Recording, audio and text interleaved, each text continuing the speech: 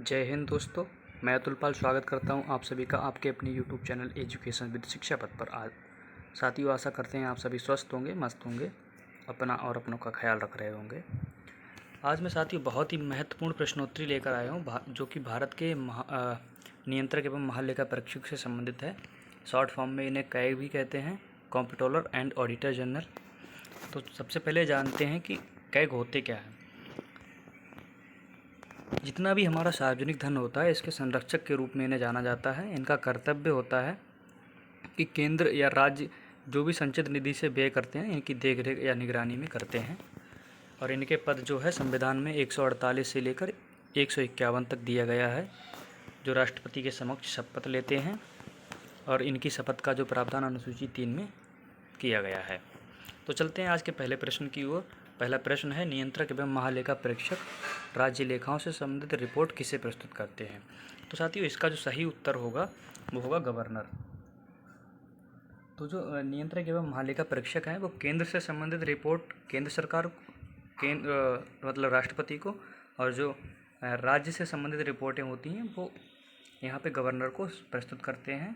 और जो विधान पटल पे रखते हैं वहाँ से राष्ट्रपति, इधर यहाँ पे गवर्नर। तो चलते हैं दोस्तों अगले प्रश्न की ओर।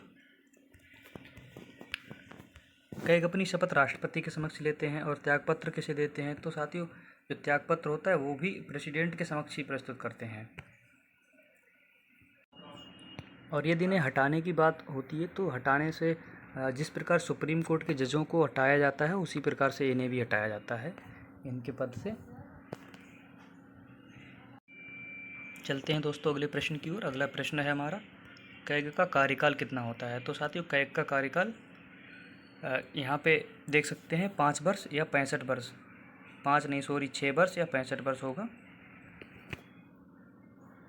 कैग का कार्यकाल 6 वर्ष या 65 वर्ष। इससे तात्पर्य है कि अगर 6 वर्ष से पहले यदि कैग के पद पर जो भी आसीन है उनकी आयु 65 वर्ष हो जाती है तो वो मतलब अपने पद से अवकाश प्राप्त कर सकते हैं। दूसरा, यदि 6 वर्ष आयु पूरी कर लेंगे या 6 वर्ष तक अपने पद पर रहने के बाद उनका पद की समयावधि समाप्त हो जाएगी। चलते हैं अगले प्रश्न की ओर। अगला प्रश्न है कि संचित निधि का संबंध है। संचित निधि यहाँ पे दिए गए हैं आर्टिकल 266, आर्टिकल 266(1), आर्टिकल 266(2), आर्टिकल 267। तो यहाँ पे जो बात करते हैं संचित निधि का संबंध होता है, इसका सही उत्तर है आर्टिकल 266(1). यहाँ पे जो 260 आकस्मिकता निधि का संबंध यहाँ पे 267 से होता है, और 266(2) का संबंध जो होता है वो यहाँ पे लोक लेखा से होता है। और आर्टिकल 266 जो होता है सम्मिलित रूप से भारत और राज्यों की संचित निधियों और लेखों से संबंधित होता है 266 का संबंध। चलते हैं यहाँ से अगले प्रश्न की ओर। निम्नलिखित में से कैग का कार्य नहीं होता है।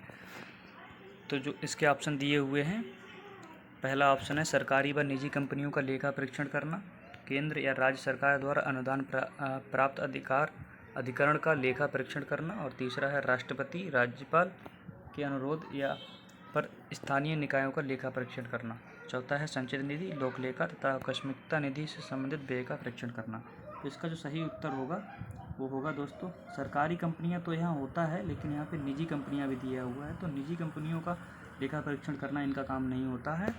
यदि निजी कंपनियां सरकारी जो शेयर होता है सरकार का स्वामित्व अधिक होता है तो वहाँ पे ये लागू हो सकता है, लेकिन यहाँ पे सिर्फ निजी कंपनियां दी हैं तो इसलिए ये उत्तर गलत हो जाएगा। यही ऑप्शन हमारा सही होगा। इसी के साथ एक और बात बताना चाहूँगा साथियों, जो वर्तमान में जो हमारे कैग हैं वो गिरीश चंद्र मुर्मू हैं, जो कि 14वें नंबर के हैं। इनसे पहले 13वें नंबर के जो थे वो राजीव कुमार महर्षि थे, और 12वें नंबर के जो थे शशिकांत शर्मा थे, और 11वें नंबर के जो थे विनोद राय थे। इसी के साथ यदि हम बात करें तो हाई कोर्ट के जो जज होते हैं उनका जो कार्यकाल होता है 62 वर्ष होता है, अर्थात जब 62 वर्ष की आयु पूरी कर लेते हैं तो वो अवकाश प्राप्त कर सकते हैं। और सुप्रीम कोर्ट के जज होते हैं 65 वर्ष की आयु में, अवकाश प्राप्त कर लेते हैं। वहीं संघ लोक सेवा आयोग के जो अध्यक्ष होते हैं उनका कार्यकाल 6 वर्ष या 65 वर्ष होता है। वहीं राज्य संघ लोक सेवा आयोग का कार्यकाल 6 वर्ष या 62 वर्ष होता है। चलिए एक हल्की सी नज़र डालते हैं इतने भी नियंत्रक एवं महालेखा परीक्षक से संबंधित अनुच्छेद हैं उन पर। तो जो अनुच्छेद 148 है उसमें कहा गया है कि भारत का एक नियंत्रक एवं महालेखा परीक्षक होगा।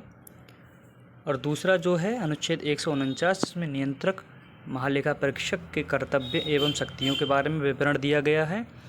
और अगला अनुच्छेद 150 के अंतर्गत कहा गया है संघ के और राज्यों के लेखाओं का प्रारूप, यानी कि संघ और राज्यों के लेखाओं के ऐसे प्रारूप में रखा जाएगा जो राष्ट्रपति भारत की नियंत्रक महालेखा परीक्षक की सलाह पर विहित करे। और जो 151 है संपरीक्षा प्रतिवेदन, अर्थात भारत के नियंत्रक एवं महालेखा के संघ के लेखाओं संबंधी प्रतिवेदनों को राष्ट्रपति के समक्ष प्रस्तुत किया जाएगा, जो उनको संसद के प्रत्येक सदन के समक्ष रखवाएगा, यानी कि रखवाएंगे।